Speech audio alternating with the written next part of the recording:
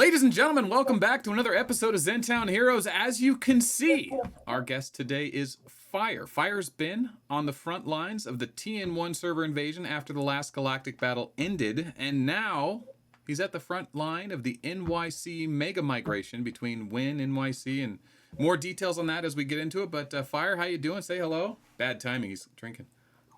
Really good, Mel. Good to meet you finally properly, and I have to say it's pretty surreal being on the channel that I've been watching now for a few years. So pretty awesome. We were kind of saying at the beginning you've kind of been supporting the channel and every other content creator, Badger and Deranged, and anyone that's popped up to make Arc of War contents. You've been there. You've been in the comments, hitting the likes, spreading the word, and we really appreciate you.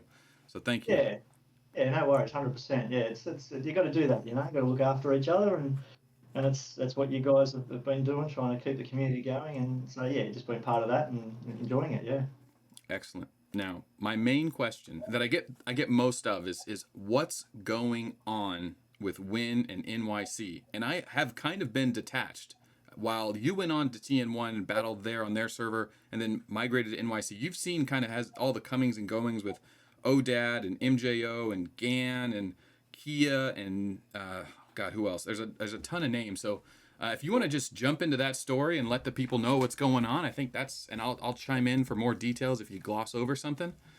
Yeah, for sure. And let me know if you want me to sort of go back a little bit on the history and story of how we got to here as well, because it's a little interesting. But at the moment, Win has made the mega migration, I suppose is a better term, over to the NYC CNL server, 1243, and we're in the process of settling that dust. It's a big migration. It's a merge of really 4 to 5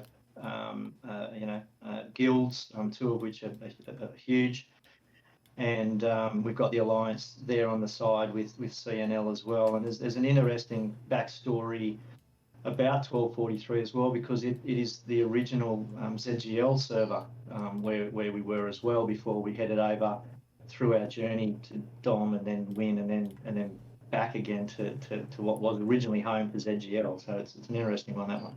I'm gonna try and make sure I don't lose your camera when I click the other screen. Yeah, right. Remind me, please do. Don't be afraid. Just poke me and say, I can't see myself, and I'll remember. So the one thing I should bring up is that this, I believe, is the biggest migration in Arc of War history. Now, we've had many migrations where certain guilds would jump off their 10 biggest players to TN1, and there was a couple guilds before that too where they would do mini mega migrations where just the big players would go, but they would eventually go back and wait till the end of the next season. This is a more permanent thing before the playoffs, because you can't migrate in playoffs anymore, and it's essentially the biggest gathering of English-speaking players, not all first language. A lot of guys are in Asia and Europe that speak other languages, but the primary big English players are migrating to these guilds to form a mostly English mega guild. Is that right, or am I wrong there?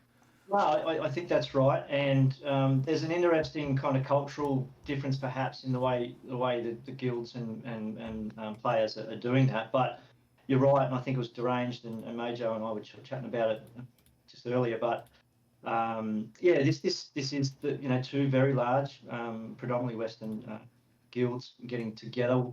ZGL's kind of been at the forefront of that, and I'll come back to that in a minute. But because we went to Dom for a little while, and then we carried over to Win, and I've got to say that last season with Win was just amazing. We saw that big merge, but this is then taking all of that and then moving over to another very substantial and successful and historic guild within the community. So it is that, and you did touch on it. We have seen, and really, it's a pivotal point, this, because one of the reasons that ultimately Win did pack up and move over to 1243 was because we could see that, and certainly our big players, Kia and ODAD and others, could see the writing on the wall that the other big Asian guilds are, they have these temporary joints and mergers for the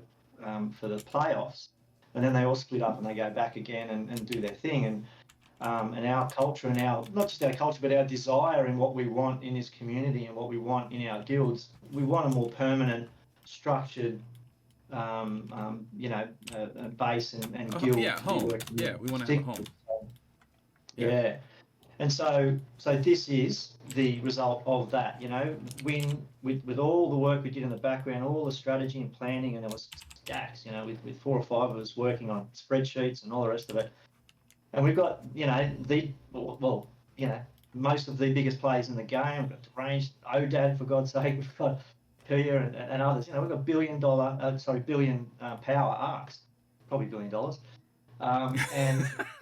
We still couldn't punch through past that top 4. And that's when, the real pragmatic players, the calm leaders, Kia and Odad and others, said, you know what, we've got to sort of sink or swim here. We either start to cruise and plateau, or we move on and keep building. And that's what predicated the move to NYC. And that's what we're in the process of with the legendary GAN and some others. So yeah, that's been an interesting process, and I can see your spreadsheet there, and I can give you a little bit of background and survey info on that as well. But yeah, no, I'm working off what you're saying, because that's great stuff, because it's adding players' names to the pool. There's a lot of questions maybe about that I have that maybe aren't relevant, but like the power of win, the actual guild power when they calculate all 80 members, what was our total power compared to what it is now? Do you remember that number, how big it is now compared to what it used to be from Win to NYC? I don't have an answer on that at the moment, because we literally don't have that guild together. We're only probably 50% there. We've got arcs parked in AXR, and we're trying to settle around who's going to be in the big one, who's going to be in the AXR. But they're going to be a bit of a fluid family guild setup, so that we structure, and we tried this, and you would have seen this a lot with Win, RME to some degree, but certainly Triple Eight.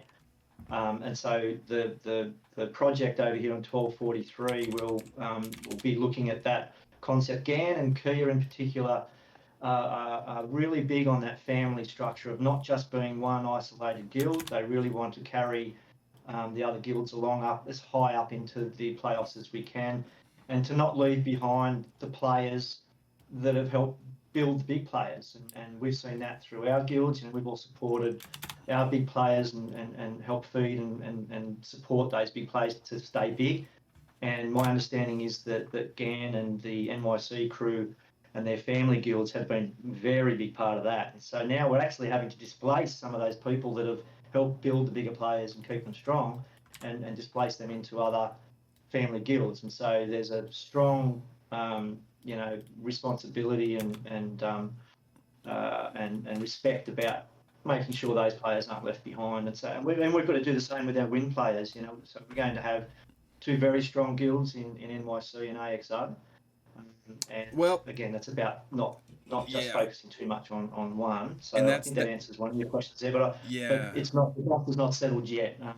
It's substantially bigger, and you were right in what you said originally. These are 2 of the biggest guilds in Arc of War, and yet there's some other really big guilds around, but this merge is probably one of the biggest yet, because it's a proper merge. It's not a convenience. It's permanent, until the next decision, but it could well be this way for years. So we've got that, and of course we've got the alliance with CNL on the same server, and so there's some support structure there. We'll talk about CNL in a second, because I think that's a bit detached. But going back to leaving players behind and how delicate GAN is being with it, and our leadership and the other guilds involved, it's one of those things where it's very difficult to take a mid-spending player that may have spent $1,000 or $5,000 that has dedicated a tremendous amount of money, but also time. Like, they may not have been the biggest spenders in the guild, but they were officers. They were sending out the notices. They were delivering the hard truths. They were reminding people to, run the events or be on time, or go over the tactics week in, week out. There's players that were maybe there was 3 of those players, and there's 2 or 3 new guilds that had 3 of those players. And some of those players are going to have to be asked to step out. And usually those are the more reasonable players, because they understand, like, okay, we've got to do this if we want to have this super merge happen. But it's like, why do I sacrifice myself and my place for the good of the guild? Because I'm not going to be getting the rewards, which most of them don't care about. Like, at this point, you hope players have matured enough that they realize that the game is going in this direction, that unless they spend a lot more and play a lot more, there's just not enough room. And it sucks because you liked your position where it was. You don't want to be in the Super Guild. You were as serious and as hardcore in Arc War as you could be, or as you were going to be a year ago, and now you're kind of more laid back, and you think everyone else is too, but then you've got a dozen of guys that spend $10,000-$20,000 a month or quarter. You know, we got guys spending $50,000, $100,000 a year or more, and those guys, they're not done pushing. Yeah, no, that's exactly right. And look, you know, myself and the lead, the backroom support and leadership within what was ZGL and then was Win and now is NYC. But we're veterans on some of that now because you know, we've daily juggling. You know, we've got our what was our ZGL crew, and we're very tight knit, and you know, we're still in very close contact. And my previous guild to that was Highguard HGD, and you might remember that from the FXE server on 679. You had another arc on there for a while. I did. We brought some of them over. That was my original sort of merge, was over to ZGL with some of the Highguard crew, and many of them still with us in this. So there's been this carry on and bring over. But the point is that even when we went to Dom, and then even when we went over to Win, and again now, it's exactly that point. We have to say to our good mates and friends we've been playing years with, look, you know, you're going to have to be over in this guild for now, and then we often say to them, you know, if there's room for the playoffs, we'll get you in, and you know, you're part of the group and part of us still, and we do that, and we've honoured that 100% as far as I can tell, you know, and but it also takes leadership, you know, and there's a lot of managing and politics that goes on, not so much politics, but managing and leadership that takes place between myself and Mojo and Voodoo and certainly Deranged and Kia and others, and it's about managing those players and making sure that we don't treat people like crap, and you know, we've had to move servers and move up into these massive guilds and play with these massive players and not forget our mates and players that we've had with us for a long time. So, and we're right in the middle of that process again at the moment. And everyone's been awesome, I have to say. I through all those processes, there's very rarely big complaints. You know, people stick up for themselves. People, you know, most of us are not young people. We're all, you know, you don't have this sort of disposable income and not speak up for yourself. So everyone's very assertive, and there's no wallflowers in any of our guilds and groups, I can tell you. But so they speak up and stick up for themselves, and we have to manage that, manage the relationships. Wait. There's no manage good outcomes, you know. Did you say there's no wolf elves? No, wallflowers. Sorry, my Australian. Wallflowers. Hold on, I need that in my life. What does that mean? Wallflowers are people who sit back and don't say anything yet to speak up. Wallflowers. Wallflowers. Okay. Yeah. You heard that one before? Yeah. I saw them live at the VH1 Honors Awards in 1996. They're a band. We're struggling with. Okay, so yeah, I mean that's you know, you think being an officer in a guild where you have to like recruit players and ban players and remind people to do events and remind people to donate. You think that officer has a tough job. Imagine being the officer who has to tell his mates after 2 years that they've been playing side by side, shoulder by shoulder, migration to migration. Hey, you got to go to the second guild. And they're like, but why? You know I play. You know I'm good. You know I'm smart. You know I'm active. And it's like, yeah, you and 30 other players with similar commanders, similar power from different guilds. We've only got room for 15, and we've got 20 players. You know, so that's tough. Like that's a hard thing. But if you can figure out a way to be like, hey, you're gonna rotate in for next battle. I mean, that's a tough job. But that's what it takes when you're dealing with accounts like Gan and Odad and Vader. Is Vader still around? Vader just sold, I'm pretty sure. There's been a switch of that arc. I think we've held on to the arc. So there's been a move there, whether I have to say that or not. But I don't think Vader's around at the moment. But he's pivotal player, big player, and he's only just stepped aside as far as I can tell. I'm yet to go through my database and track some of the losses with the migration, and certainly the invasion that we did too. We're still mopping up from all of that. So we've got players across arguably 3 servers, but certainly 2 at the moment. Yeah, I mean, not to like derail this conversation, because I think you've nailed most of what I was getting at, or what I wanted to cover is This is a migration to the NYC server, the home of SR1 and ZGL, and ZGL and HGD. Now, you joined ZGL, right, from HGD? Yeah, that's correct. Yeah, we moved over there, and look, for some players, this service stuff will pass them by and their eyes will glaze over. But for the technicians of the game, they remember this stuff like yourself. And Highgate came from 679 over to ZGL on 803, and when we left 803 and went to 889 to do a season with Dom. CNL effectively took over what was 803, ZGL's old server.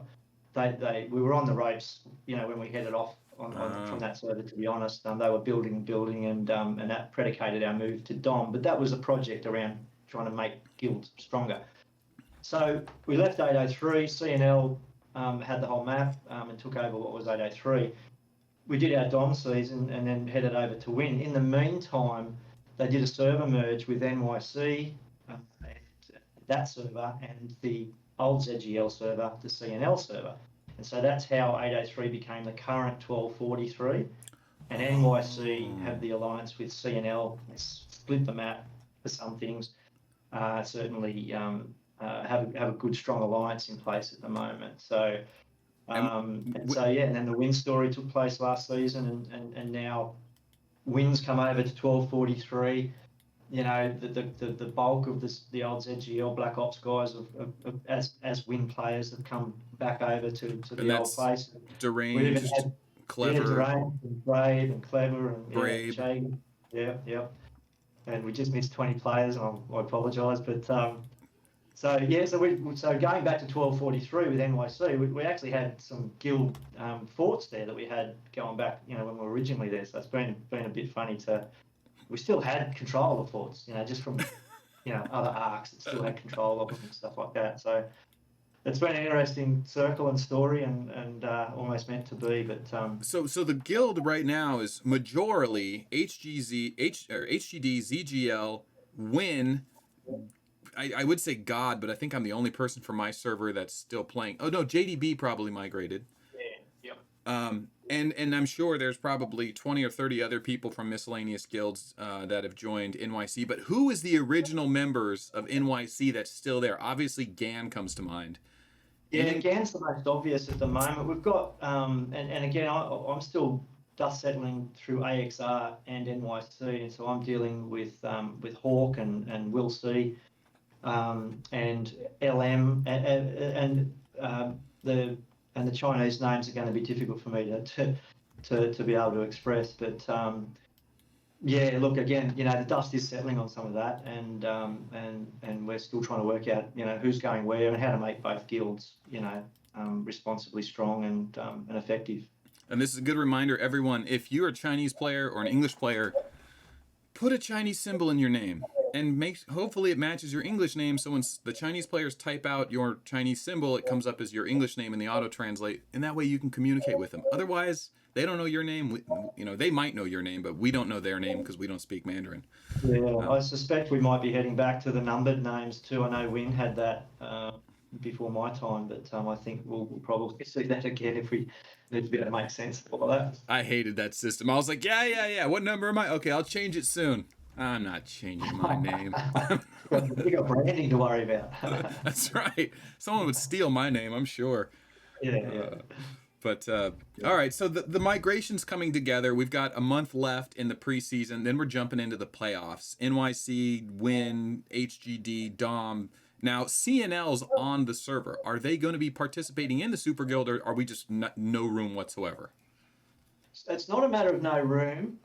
It's more a matter of respecting identity at the moment, I think, and what's the word? That separation. I, from what I can work out at the moment in my discussions with the leadership, the NYC family guilds will be the big chunk of that project, and the CNL is an alliance at the moment, obviously a strong alliance with NYC. But it's unclear to me, and probably unlikely if I was going to make a call on it, that it would be a mixed sort of jumping across.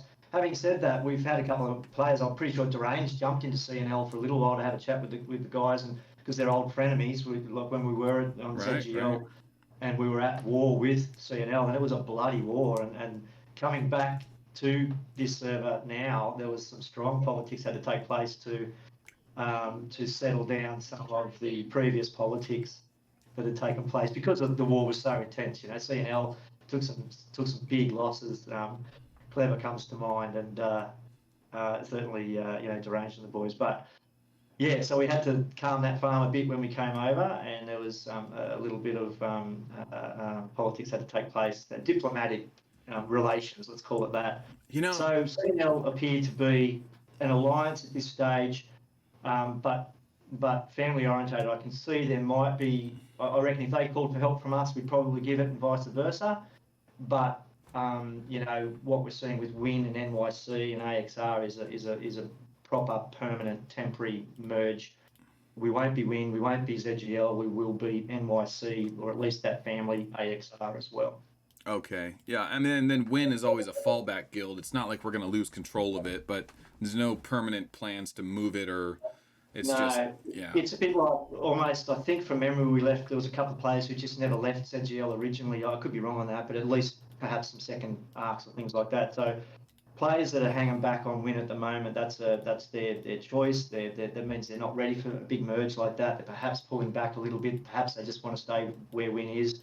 So no, there's no balking on that. I can't see a mass return there at all. What we're doing with NYC is permanent, and the ZGL guys have shown that. You know, when we come over and blend with people, we're there as part of the guild permanently, and Kia was very strong on that. You know, when we went over to WIN, you know, he used to always slap us on the wrist and say, there is no ZGL anymore, we are WIN, you know, and he's saying, and to his defence, he's saying the same thing now, we're not WIN anymore, we are NYC, and that family. So that gives you a headspace on that. That's really where we're trying to be at. Yeah, and I think to take away from this, it's like it's such a difficult thing to do if it was your first time doing it. But all heads around are cool. They've been there before. You know, we know what this is like, and it's tough to make all these pieces fit into a puzzle that wasn't designed for it.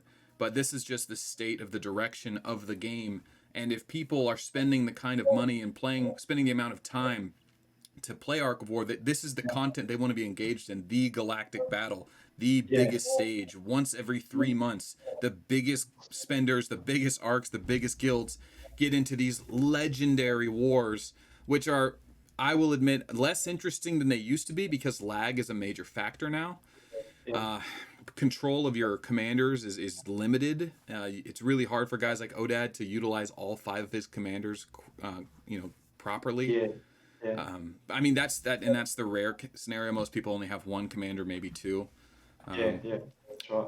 So that's true. Yeah, and I was just thinking, you know, when you're talking about how and Deranged always comes to mind. Just, you know, I've known him so long, and I think of his ship as like he's really done like the mercenaries circuit. You know, like he did his time in ZGL, and him and some of his guys like left the army to go work in special ops.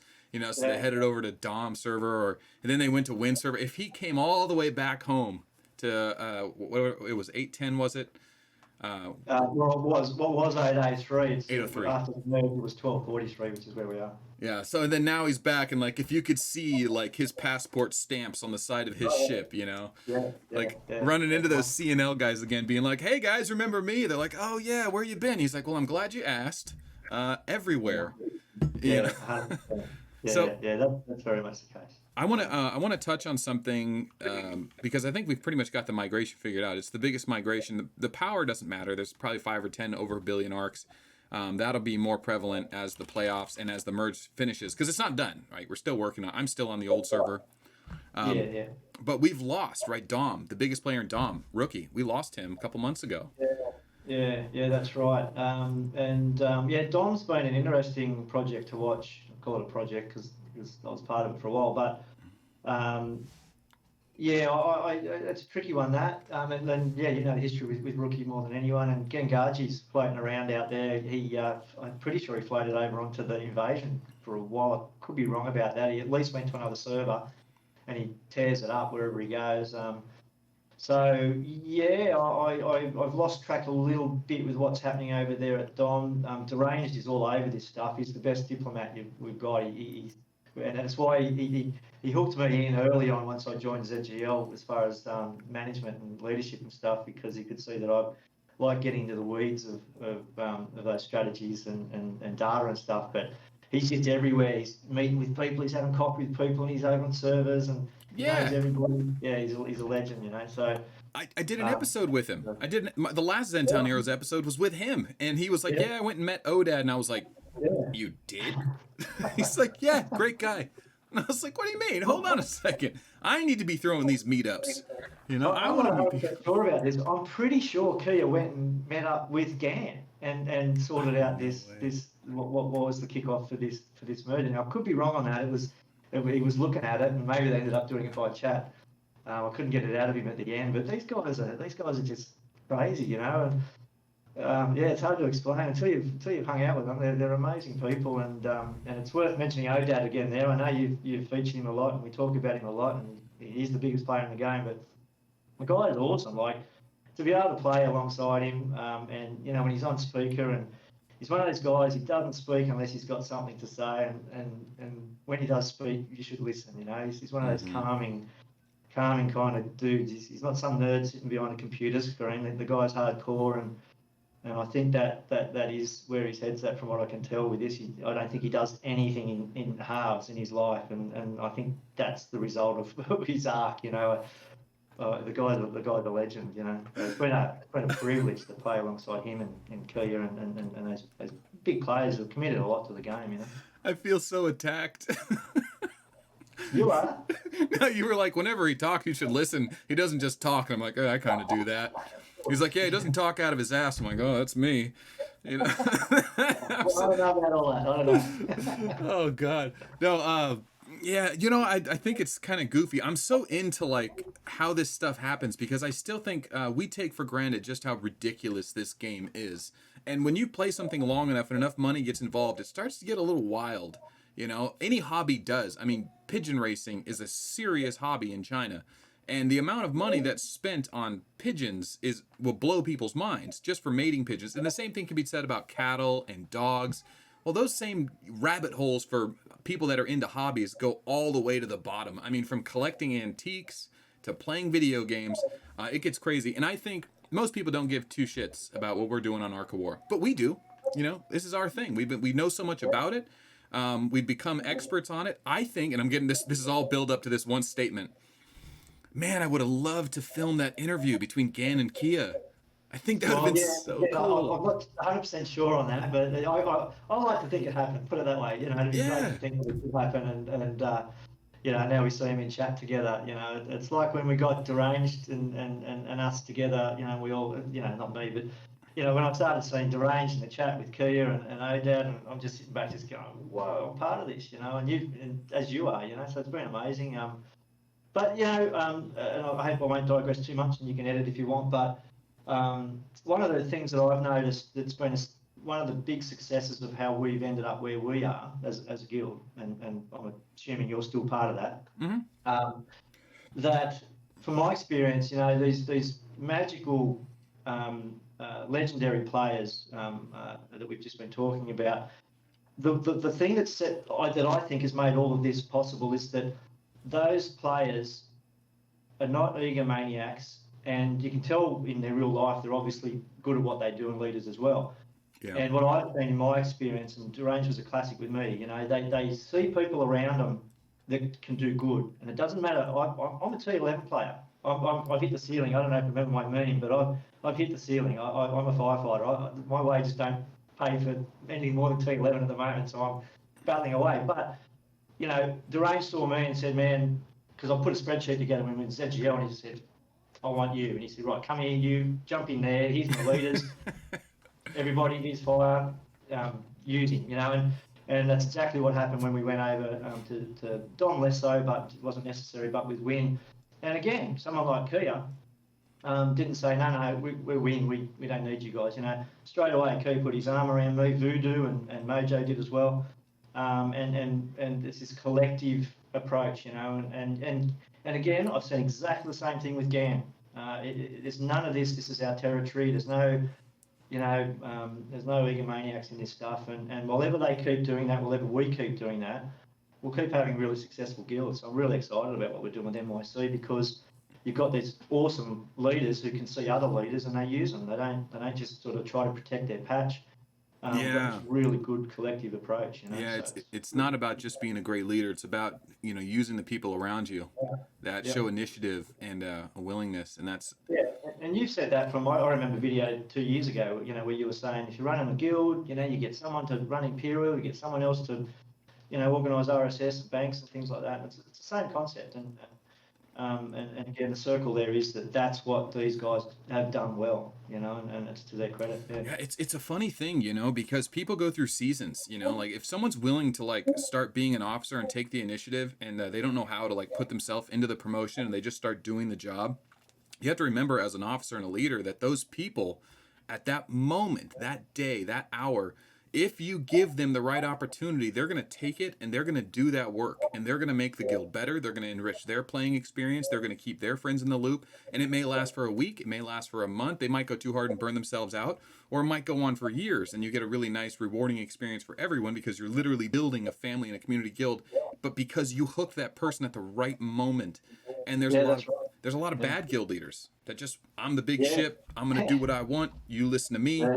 And they lose those players, and it's crazy. It's true. It's true. We've got some really good work going on, and the work that Voodoo and Majo and myself and some others do. We're just rebuilding the database for NYC, and I did some work on that yesterday. But this stuff takes hours. Just like you're a spreadsheet guy.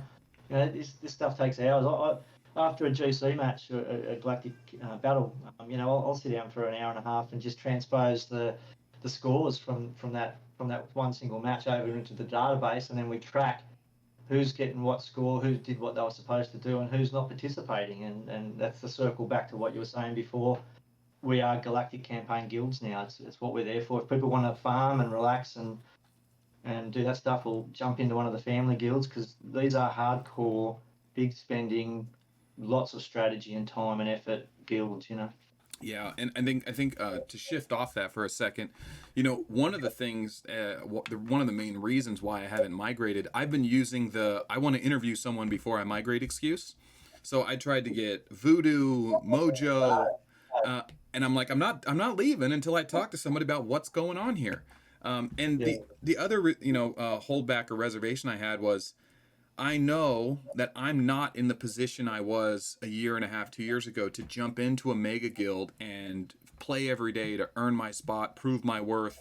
I'm more interested, and I learned this in the last Galactic Battle, I'm more interested in watching and kind of commentating on what's going on, because I am not the effective commander I need to be and win. It's hard for me. And you as a tier 11 player know that. You've got to pick your battles tight. You got to pick your point battles tight. You can't play sloppy. You got to be in it. And I've been more interested in what the other guys are doing. And I feel like if I did do the the NYC migration thing, I would probably volunteer to go to AXR. I don't need the rewards.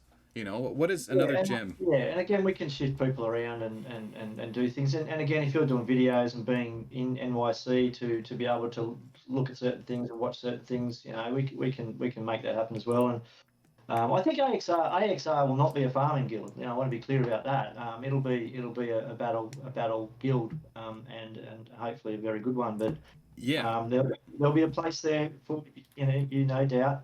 You are part of the family, and it's not hard to keep you included at all. Yeah, no, I think I would actually be a lot more useful in AXR, because then I would mean something, Yeah, that's true. That's true. We're seeing that. Just like, we've got big players, and I'm only on the cusp here. It's still unclear where I'm going to end up, but we've got really good players, big players, that are thinking exactly what you're thinking. They're thinking, man, like playing Galactic campaign at that level, that is full on, and the boys expect so much of us.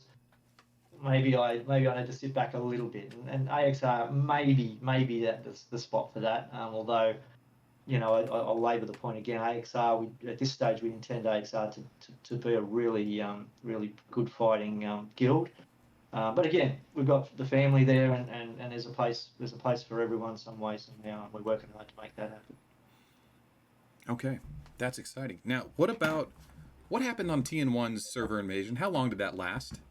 Oh, it was hilarious. Well, the full 30 days, real. I mean, it's 30-day minimum, isn't it, to jump? So it probably lasted 6 weeks, and the carnage was amazing. And you interviewed Deranged from memory on that.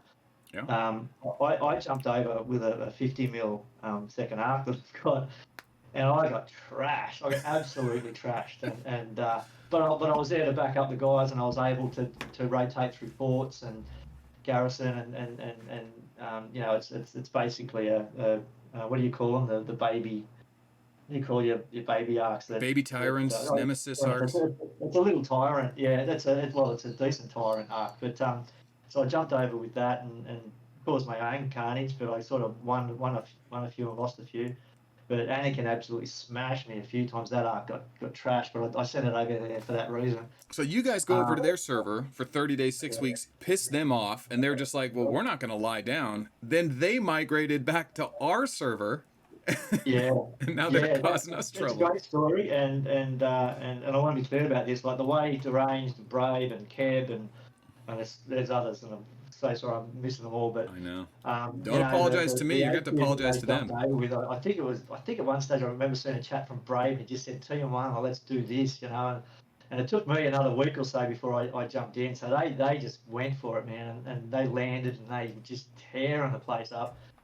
And that story is that story, but yeah, you're right. But what perhaps might be missed a little bit, and certainly even for win players like yourself, what wasn't known is by the time that the TN1 and Anakin and others did jump back over onto win, we had already decided to go. The discussions between Kia and Gan and others had already taken place. ODAD, we were trying to make sure we could work out, and ODAD looks after himself, but we had to make sure that he was able to jump, and that had already been confirmed. So, we were three quarters of the way through to the decision when TN1 did the reverse and tried to come back over, and then by the time they actually did it, well, the migration had started. All right, we're gonna put a fact check. Hold on. I gotta put a fact check on this. This is a propaganda warning. See, Win is saying that they chose to migrate before we were re-invaded.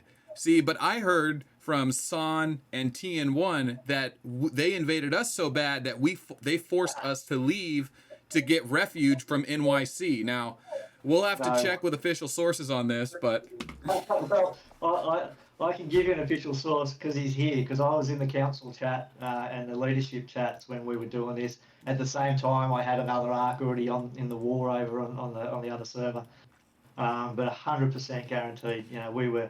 We had and the decision around that had nothing to do with that attack. Actually, at that stage, we probably, if we hadn't already decided to merge over with NYC, probably would have welcomed the attack. We were looking for some server excitement and something to keep, because we were conscious that we were going to start losing players unless we did something. So an attack like that would have been great fun. ODAD would have gone to war, and we would have been right behind him, and God help Stan and TN1. But here's the thing. The decision, some weeks before, certainly very straight after GC, finished, which is when the first invasion occurred. I don't know if you're a credible source, though. See, I don't know if you're a credible source, because I've got a tweet from 2012 where you wore a racially insensitive costume, ethnic, to a costume party, and I think that debunks anything you just said. So. I'm sorry. This politics stuff in America is trash. Provide your evidence, yeah. I know. I'm sorry, everyone. I'm sorry. So no, look, you think about it. GC ended. There was a month, or at least several weeks, where that first invasion took place, and then there was, we started taking their capitals, and you did your story with your video with Deranged. Oh yeah. Well, straight after GC, we already knew we either got some server excitement in some way, or we started to have a think about what we're going to do next season. Now, and I'm talking within the first week after GC, so the invasion had only just started and we had a month to go. There was very quick discussions about, and one of the leaders said, well, look, let's take next GC campaign off. Let's just sit back, let everyone heal a little bit, develop, and then have a think about things during the next season. And there was a pushback on that from within the council and certainly from the membership as well, which was very much like, no, we still want to fight, we still want to do this. And so that predicated very quickly a discussion with really the only great option, and then the legendary Kia and Gan discussion. So and Deranged was a big part of all of that, as was Odad. So by the time that month, at least 3 to 4 weeks occurred of the invasion, and we were tearing it up over there. By the time they jumped back, honestly, the decision had been pretty much at least well in play, and at the final stages of being confirmed to be starting to jump. Like, we're at the stage, you think about what it takes to combine win an NYC, and within a few days, if not maybe a week, but within a few days of TM1 SAN landing on 1183 win, we started to migrate. That doesn't happen in a few days. That took weeks. Yeah. Well, there's two sides to every story. So, I'm just messing around. But, I was thinking maybe I would just jump in this episode. But I was looking around at the planets earlier, and there's a couple interesting planets. USG Serenity got their planet. So she's empress of her own planet. She may be the solo, planet ruling queen. I don't know how many other girls own a planet, but she certainly. I wouldn't think many, if any. It's really a guy, heavily male proportioned game. Yeah. A quick shout out to Athena, who's now NYC family. She was originally High Guard with us, and then ZGL, and then Dom, and then Win. So she's been with me from High Guard. Athena? Magic, and a few of the boys. Did you say her name was? Athena's still with us. Oh, really? I expect she will be. Yeah. Was she in Win? Yes, she certainly has been, and my understanding he's in the process of jumping, if not already jumped. I'd have to have a look at the database, but yeah. Wow. I do want to throw this out there. Crack Chicken has his own planet. So he was from NY. Well, he was from SR1's server. He went. Yeah. No. SR1 invaded his server, and I think his Crack Chicken's guild left. But anyway, I remember doing his episode of Zentown Heroes with him during all that beef. He's still got his own planet, man. Good for him. Yeah, true. He's a stubborn bugger. Yeah, stubborn guy, man. He always had that I'm gonna be a server boss mentality. He's a winner. And I always thought that, like, one of the biggest failures of SR1 was not bringing him into the reins and having a disagreeable position with him, because ultimately we lost Badger and Krylar and a group of other people, and we still have Crack Chicken. So it was a relationship, like what could have been, and that's and look, I like those doors are still open. Certainly, for us, and here the recruitment plug. I was going to do it at the end, but as you said, we've just put together two of the biggest guilds, and probably the biggest family for Western players and guild in the history of Ark of War, and when we haven't stopped. We're still recruiting. We are after like those big players. But we're not. And we've got the right to say that now. But when you've got Gan and Odad and Kia and Deranged, sitting in one guild at the moment. Yeah.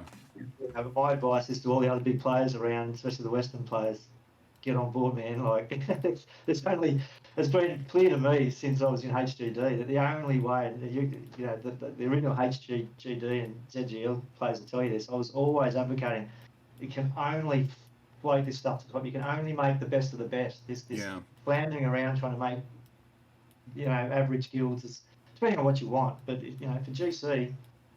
We're going to continue to see this. We're going to continue to see this merging of guilds. Hopefully not always of convenience like we see with some of the Asian guilds. But and the smart one is on big players. If you want to stay big and be in the best part of this game and the most action in this game, NYC server right now is where it's at. And the next Galactic campaign, this one and the next one. So get on over, don't muck around. Get in contact with me or Deranged or whoever you want, but who we all are now. This is a straight promo. to join NYC. Don't look around. It's Listen, there's room for everyone. We love everyone equally, but I'm being shameless about this. We're making a super guild. We've made a super guild. With Deranged and the boys, we have continued to make a super guild, and we are in the process of making the super guild. So get on board, man. Don't stuff around with your own planet. All the action's over with us. Listen, when the brass talks about this interview and they say that it took you 45 minutes to plug the recruitment, they're going to be upset. You got an intro with that. Yeah, I'll probably put off. I'll do a meme. I'll do another meme. It'll make it on meme review. So I want to get back to this concept of migration and power is rewarded. That's ultimately what Arc of War is about. Spend money, get power, and then take opportunities to get power and take away power from your opponents. It's all about power. I mean, don't get me wrong. There's a family element. There's people that don't really care about power and spending, but the game mostly rewards, Galactic Battle rewards. The most are for people that win, right? That actually are victorious, and victory requires power for the most part. This game's design and the way it's kind of like funneled down to power congregates with power because of migration. Is this something that we should be promoting as major players in this game? I mean, let's be honest. This guild, NYC, makes up for at least half of the major players and opinions. Should we continue to support Arc of War, keep funneling us down? We're seeing the problems the NYC, Win, and AXR merging, and the other guilds that are popping up because of this. If we decide in a year from now to go from NYC to another guild, I mean, are we just hoping we lose half our players so it's not a problem? Because that trend is going to keep happening, and it's destroying the game, the players. Yeah. Yes and no. I think what we have shown is that you can do A without sacrificing B. There's a risk of sacrificing B, and I spoke briefly about that, but I think we've shown that you can do it, and we've got NYC, showing that they can do it at their end, and we're respecting that, and they're respecting our. So from the diplomatic side of things, so it's a bit of both. Is my answer. I don't have an answer as to how. I'm a socialist at heart. I'm happy to make a community of all fun and equality, but the nature of this game, and this is the thing. It's a bit. I'm also a fighter, and in my politics, I'm a hardcore fighter. In here in Australia. And an activist in that way, and if someone is going to roll over the top of you, you've only got two options, and you either lay down and get rolled over, or you strategize and get stronger and fight back, and so that's what we're seeing. I think there's strong aspects of this game that you can see from a Chinese base that is based on communally. Putting together resources, and there's a lot. Very early on in this game, I could see, from Chinese makers' point of view, a communal style of what they were trying to do from resources and all that, and guilds. But the reality is it's a war game, and so then you're seeing at the other end of that, this pooling of inevitable powering together. But look, A, you're right, but B, you can do it, and we are showing that you can do it, and it depends on play style. So some people will just want to run a guild and have fun and be friends. There's planets. You just went through some of the planets that are clearly doing that. Yeah. But this is the other side of that. This is where the action's at. This is the top four of Galactic Campaign, and it is based on pride. It's based on strategy. Yeah. We're all veteran, lifelong gamers. And so this taps into that. I hear you labour over it, most videos. We're trying not to, I don't know, be sucked into that void, yet here we are, So it's tricky stuff, but, I think, having a goal, getting there, but doing it without trashing on your mates and your friends and that sort of thing, and again, we've shown you can do that. We're in the process of doing it again, and some of the the cracked chicken example. There's been politics, fallouts, and Badger used to pride himself on that war side of things, and showing that there's no room for some of that stuff. So everyone can find their spot in this game, and you said that at times as well. So Yeah, but Yeah, I there think, you you go. know, I like your opinion on it because everybody wants to make changes to a system that, you know, why don't we, you know, you have a perfectly working engine, and they're like, well, it'd be nicer if the engine had more features, and Yeah, it's like, well, once you start adding those features, you throw off the balance, and you know, I'm always quick to throw out suggestions, but I know that I got to be careful because if the developers did every half pot idea that might work, we wouldn't have the game we have, and if we work within the constraints of the game we have, knowing this is the landscape, um, if it's working and we're okay with it, they can make little changes, adding peak contest, adding all star, where we can participate and play in different ways without changing the core fundamentals. And I like that you think that the core fundamentals are sound and that you know what they are, so you can work within them. And there are some downsides to them. You know, ultimately, you know, there's going to be some things that people are disappointed about, but you've successfully done it with a couple of migrations with your friends, and you've seen other people who did decide to stay behind. So I like that. I like that you're not trying to change the world, and you found a way to yeah. make it I think you've work. got to be realistic and pragmatic on this stuff, and that's one of the other key things that I've seen in these big bold leaders in Kia, Deranged, ODAT, and now GAN as well. You know, is that these guys see this, sniff this stuff a mile away. You know, they're so pragmatic, and yet they can still achieve these goals with such grace and dignity and responsibility. And there you go. That's a nice circle. That's why we're here having this chat. You know, because we are doing these things with dignity and a bit of fun on the side and respect for each other. And so there's some really good stuff coming out of the game. And you could, yeah, again, you've said it many, many times. There's no other game like this, and I've played them all since the '80s, and there's never been a game like this, you know. And here we are, you are as well, but we, you know, here we are at the absolute pinnacle of one of the oddest games in gaming history. But we're at the top of it, man. So you've got to Yeah. come over and stay fun.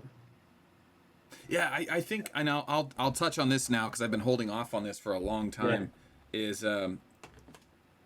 I've been watching professional StarCraft since the '90s. I've met the commentators. I play the game. I watch still. To this day, I keep an eye on it, and I find it so interesting how Korea became the hub of StarCraft, and how they were able to do it, and how the train system ties everything together, and how the advertisers were able to get it onto TV, and how the kids got so involved, and all the gaming companies were generating money, and how Hot Six is like their version of Red Bull, and how they got funding that way.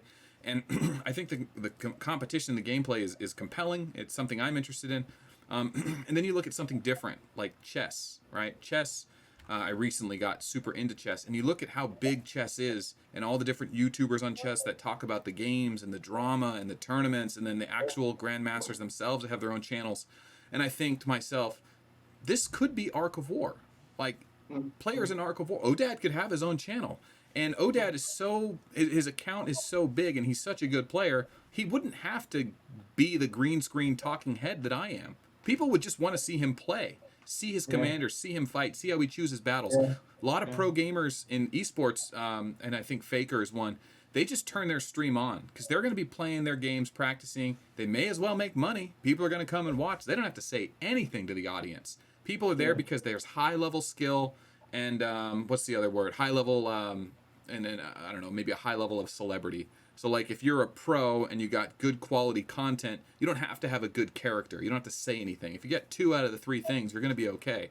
Where someone like me, the only reason I can do Arc of War is because I've spent literally thousands and thousands of hours playing it. I know everything I could possibly want to know about it, or I just, you know, I dig it up or ask the right person. I couldn't do this for chess. I couldn't do this for StarCraft. I'm not good enough. I don't know enough. I haven't spent the hours. So we're in this weird position where like all yeah, the chess YouTubers are there because they're absolute masters on it. They've been on the forefront of the drama and the changes and the metagame and the tournaments. That's kind of where we're at in Arc of War. We've gone down this road, and I look at this and I think about this because I didn't think Arc of War would make it this long. I knew that the money would act as an anchor. So I thought, yeah, wow, what's this game going to look like in a couple of years? And that's why like my main shows are really just like the news Tuesday Newsday show, right? I keep an eye on what the game's doing, what the players are doing, what the servers are doing. And then replay of the week is just interacting with the community, showing the new meta and just kind of reinforcing ideas. And then meme reviews just for fun. That's just me dicking around with the community. And you know, yeah. Yeah. I haven't done a lot of Zentown Yeah, go Heroes on. lately because I've been waiting for this interview. talk to the players, see what they're up to, see what they think, see if anyone has radical ideas. And Badger had some radical ideas, and I was like, well, it's a way to shake things up. And you know, I don't know. Going back to that whole thing about where does Arc of War fit into the grand scheme of esports and its future? We need more content creators. We need better content creators. We need different styles. You know, like if I was like we're Galactic Battling right now, I should be streaming this. I should be playing. I should be showing people my lineups and how I do it, how fast I do it, and how I'm able to cut corners. Because that's good content. There's a lot of players that don't watch the channel because they're just sick of my voice, or they're just they're already aware of the news, or the news isn't relevant to them. But they would watch gameplay, and there's not a YouTuber doing that. So Arc of War as a game and as a community is hurting because of that. And yeah, that's something I've been thinking about lately. How to inspire people to get back on YouTube. Yeah, and you've spoken to that many times, and you're largely right. I think there's still this unknown, isn't there, for all of us, as to whether this is a disposable thing for Seven Pirates. You know, whether it's a firecracker and it's just going to burn out when it suits them, and we're all going to be left, you know, holding this, you know, old architecture and stuff, or whether, you know, the games that you just spoke about, or whether they're going to keep investing and keep rolling and make it bigger. I wonder too whether the demographic for our game has an impact. I noticed that it is, you know, an older. I bet you've crunched the numbers on this, but it certainly, because of the financial side of it, you know, it seems to be an older demographic with a better disposable income. So I wonder whether that's a difference between culture, like as far as our demographic and age, who's watching YouTube and getting involved with sports and sponsorship and stuff like that, whereas a younger demographic are more inclined to crunch through that stuff. I can do that right. I could do that right now. I'm gonna publish a video. This is how I publish videos. This is replay of the week. Yeah. Yeah. And that's how we do the little thing. There's a little thumbnail. We just choose the thumbnail. Oh, I better be careful with that. But yeah, there. Now that video's live and it goes to everyone. And then I jump on my phone and I share it. Anyway, I forgot to do that at the beginning of the episode. So if we go to analytics, we can actually see my audience. And you can see unique viewers this month is down to 8,600. Now, what's funny is like most of my views are like 1,000 to 1,500 views. When peak controversy was going on like 3-6 months ago, it was up to like 28 to 38,000 unique viewers. But my videos were only averaging 1,500 to 2,500 views, maybe 3,500. So a lot of the players that watch the show don't watch every video. Some people only watch meme reviews. Some people only watch Tuesday Newsday. Some people only watch Replay of the Week to learn stuff. And I thought that was interesting because I just assume everyone just, they're on YouTube. What'd this person do today? And they would just give it a look, or maybe watch a few minutes, whatever, cut around. But no, it seems like some people just generally aren't interested in some of the stuff I do. And then other players, watch it all. But anyway, viewers are way down. But demographic-wise, we could see we're down to 1.3% female. That hurts. We were up to like 6% at one point. 13 to 17 years old, so teenagers, less than 2%. 2%. Wow. 18 to 24, 15%. So it's really when you start getting into the guys that are out of college and their working years. 25 to 34 is 31%. That's a third right there. 35 to 44, my age range, is 33%. That's a third. So over half our players are 25 to 44, right? And then if you go all the way to 54%, age 54, that 20-year span from 25 to 55 makes up for 90% or 80% of our players. Yeah, that's what I thought, and that's about the money, as we know, back in the day, you could jump on Counter-Strike or Battlefield or any of those first-person shooters, for example, and you can play at the top level. You don't need to pay for it. So it's an interesting place we found ourselves.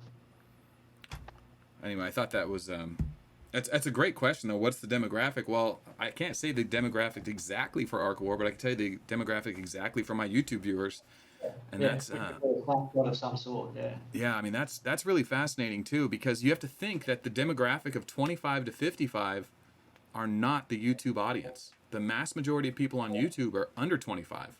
And that's not to say people don't watch YouTube that are older. It's just the majority. Adults are working throughout the day, so most of them don't work at computers, or at least they didn't used to.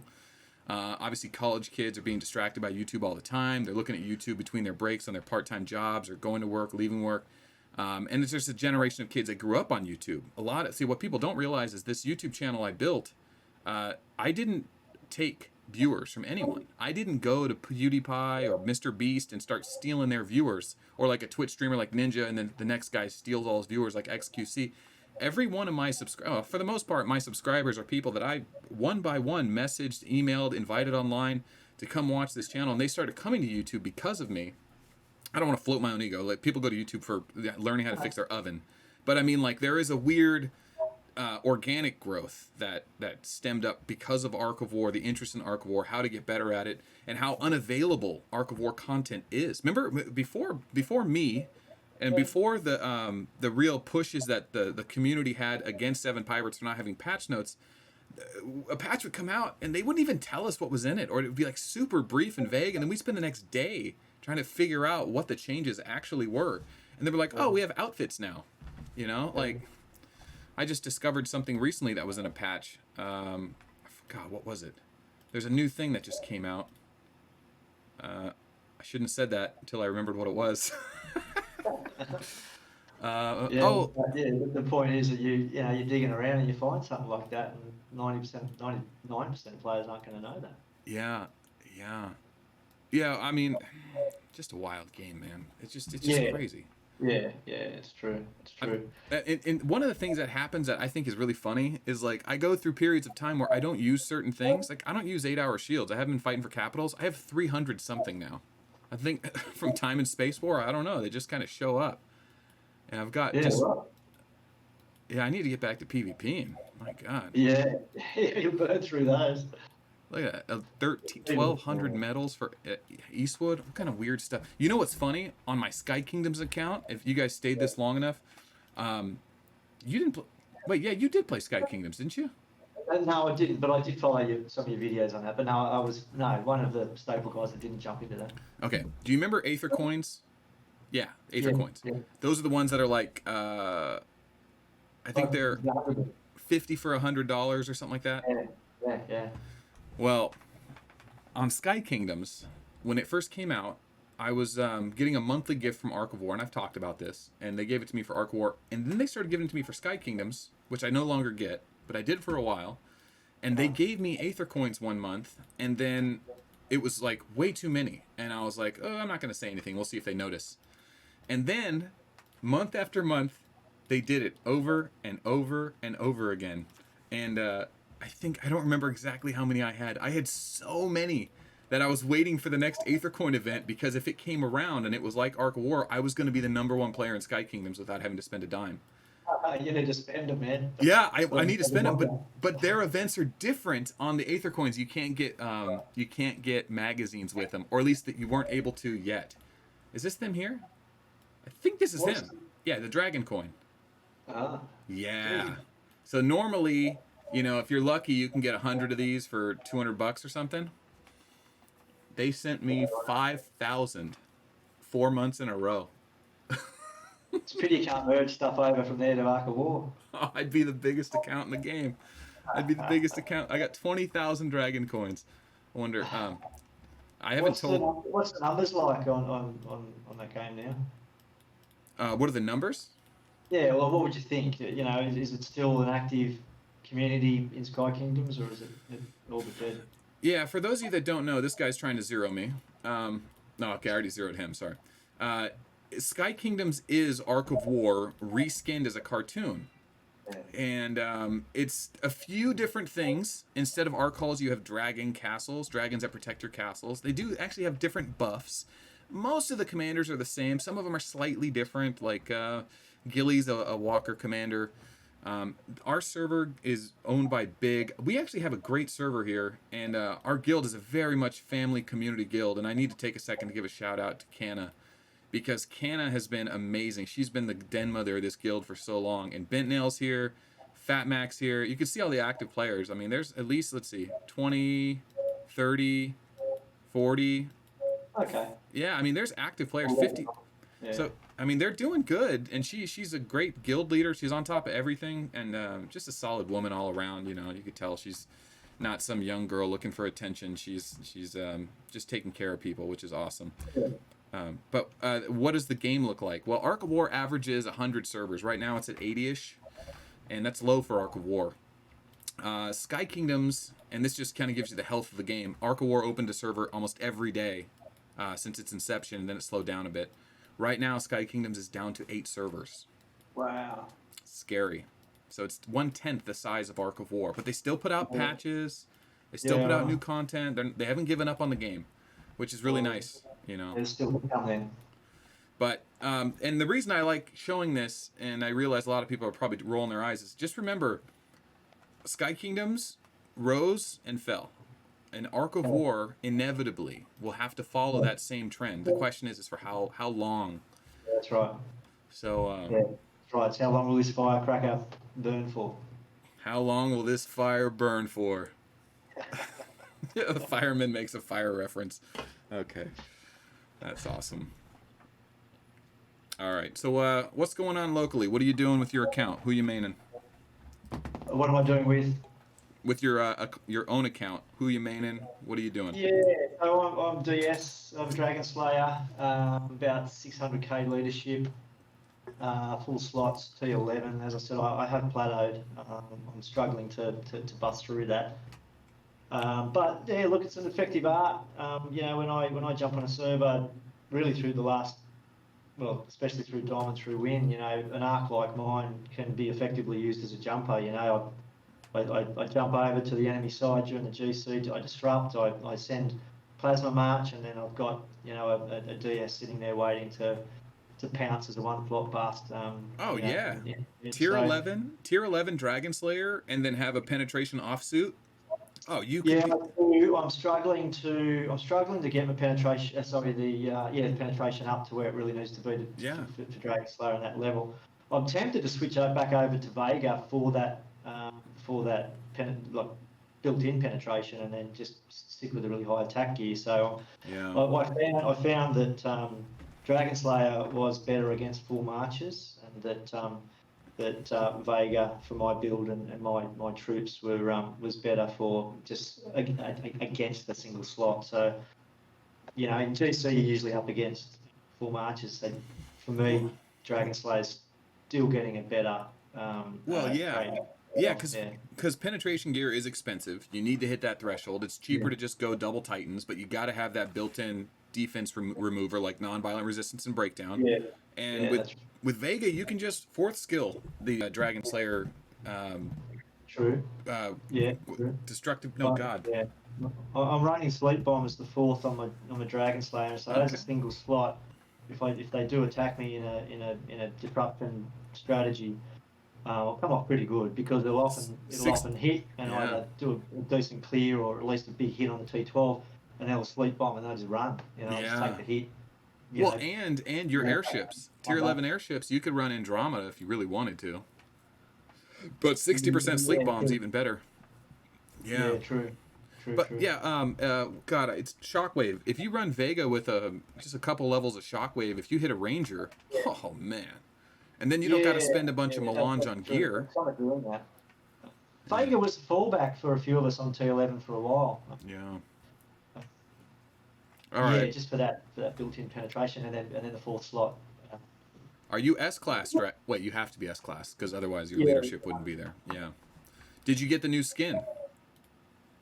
No. Got to get that new skin. I didn't. I pulled back a little bit spending-wise. I'm trying to find my feet at the moment. As I keep saying, if I fight a wages, I'm not built for this game, that's for sure. God. But so I'm making myself valuable in other ways. But that example of using a 600k Dragon Slayer, one slot, ready on a defense, and you go over and disrupt, and you have a few of them running in a GC, and they're causing trouble, and disrupting. So it's that strategy we come down to. Army used to love disruption, jumping over and disrupting. Now, he was a classic at it. Before we end this interview, I've got two very important questions. The first one being is the mandatory. Are you willing to divulge how much money you've spent on this game? Oh, the first answer is probably no, but I honestly don't know. Yeah, I'm gonna say no. Okay. I'm gonna say no Okay. because of possible audience. Gotcha. All right. Yeah. Second question. It's a Zoom call. Well, it's a Discord voice call. Are you wearing pants? I am. I'm wearing shorts. All right. I perhaps I should. I probably could have done a cameo without pants. I could have. Oh yeah. Okay. Yeah. Well, that makes one of us. Uh, now, do you Well, play? one of us proved it. Now, do you play those guitars, or are those just for looks? Yeah, I do. So I've got electric there. I've got a couple of old collectible, um, older style guitars, I suppose you call them. And I've got some nice acoustics that I play as well. So I don't play as much as I used to, but I do love playing guitar and especially acoustic. Yeah. You wouldn't want to make an Ark of War song, would you? I'm not that good. I could sing the cover if someone does it, but yeah, no, good luck with that. Well, I'm glad you say good luck because I actually have someone reached out to me and he's got a SoundCloud account and he's got some digital stuff and I sent him over the Ark of War sound files today. Cool. Send it. Desert Eagle. Shout out to Desert Eagle. Very good. Look forward to hearing it. Yeah, it might be really good. The guy's got talent. I mean, he's certainly better than me. So people do amazing things. It's good if you can tap into it. Yeah, I mean, Uberox is a legitimate musician, and he didn't make us any Ark of War songs. Yeah. Got to talk to Uberox. But all right, what else do we got? We good? Should we wrap this thing up? Yeah, I think so. Yeah, like I said, we covered the invasion. If I could, during the invasion and when TM1 came back over, Kev stayed for a while over at Wing with you guys there, and he was still just toweling them up. Kev was hilarious to watch over on the original invasion and then back over on the Win server. Just absolute legend player, and I hadn't mentioned him in the previous parts of the video, but Kev, what an amazing player, and as you see in the chats quite often, some of the discussions that our players have around strategizing new commanders, gear, and all that sort of stuff's amazing to watch. And we've got technicians like Hades and Terrence and all our players. Just amazing. And you jump into some of those chats as well. They're great. So really good players. I did mention. Look, I've mentioned, and I'll jump in a bit of an outro for you there, but I mentioned all our big players, and it's been a privilege to play amongst them all. It's been a privilege to stick with players from my original guild, Magic, and Nick was originally part of that and isn't anymore. But and into ZGL and became Black Ops, and just awesome people and great players and technicians of the game. And then how good was the last season on Win, where we pulled together and made, in my view, technically one of the best guilds in the game, and it was an awesome project and a great thing we did, and obviously now the pitch, but what we're doing with NYC and the NYC family is going to be awesome. So big shout out to Gan for working with us so graciously. The guy is amazing to chat to. Again, one of those leaders that you would just love to meet in real life because he just seems like a champion. Yeah. So really good things happening over here, and like I said, if you're a big player out there and you want to be part of the best guild in the world, come on over. Yeah. I mean, it's really good because progress is so important. If we were having this interview and I'm like, "Hey, Fire, what's going on?" and you're like, not shit, man. That's not good. That's not good for the game. But migrations, new leadership, new ideas, that's a good sign for Ark of War, And ultimately, that's one of the main things is like we have a responsibility to the community and the people that we brought into this to keep it going for as long as it's interesting and compelling and worth going with. And I should be gracious to some of the Asian guilds and that as well, because you've got the same things are happening in some of those guilds as well. They're not all convenience, and I shouldn't make that narrative, but you look at the way strategy, guilds like CHN and ultimately TN1, the way they put theirs together, but yeah, some really good strategy across the whole world going on, and we're going to see how far we can push this thing and what we can do with it while it lasts.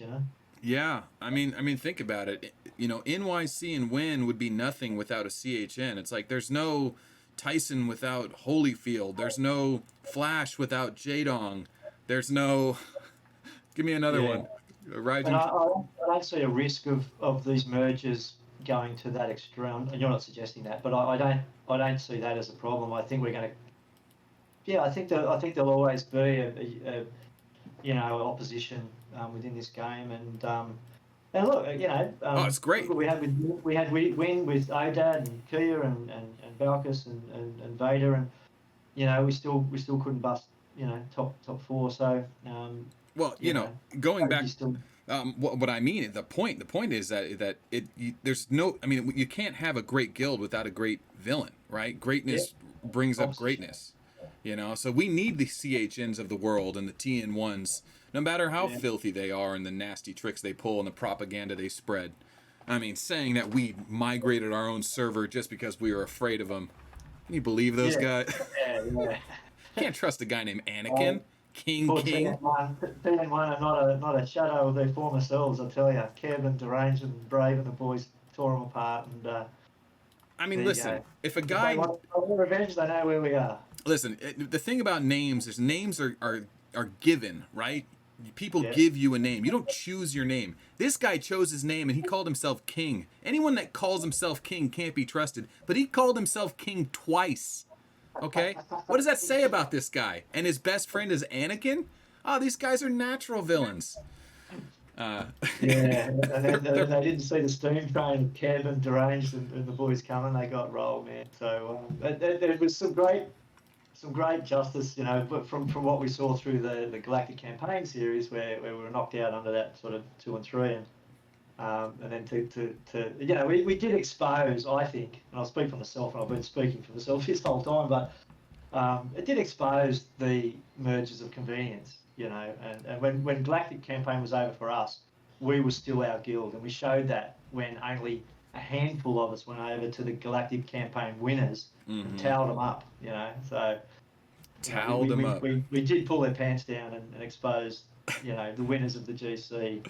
All right, well then let me segue into the next episode of Zentown Heroes. We're gonna have Anakin on. Hopefully we'll leave his towel on or his pants up, but I'd love to interview him. I'm sure he's a great guy. Yeah. You don't make it this far. And then get Kev on at the same time and let them tell their stories. Kev is becoming like a heartthrob of mine, kind of like Gan. Like Kev, I used to joke around, called him Kevy Snowflake, and that name kind of stuck. I'd love to have Kev on. I'd love to. But I'm so glad you did this and taking your time at 11 in the morning in Australia to sit down and talk about the migration and do the work, because guys got to do the work, and I'm glad you were willing to do it and share it with the rest of the community. Thank you, man. Yeah, and it's been a real pleasure. Actually, it's been surreal. I feel like I'm on the set of a TV series that I watch every week. It's surreal. So, really good. I've chatted to you for years, man, but really good to have this chat with you and be part of the history. And you're doing good work. Keep it up, man. I appreciate it. Thank you very much. All right, then on that, that's it. Let's wrap this thing up, guys. Thanks for watching. Hit the subscribe and like button, and we'll see you guys tomorrow. Peace. Cheers, mate. Peace.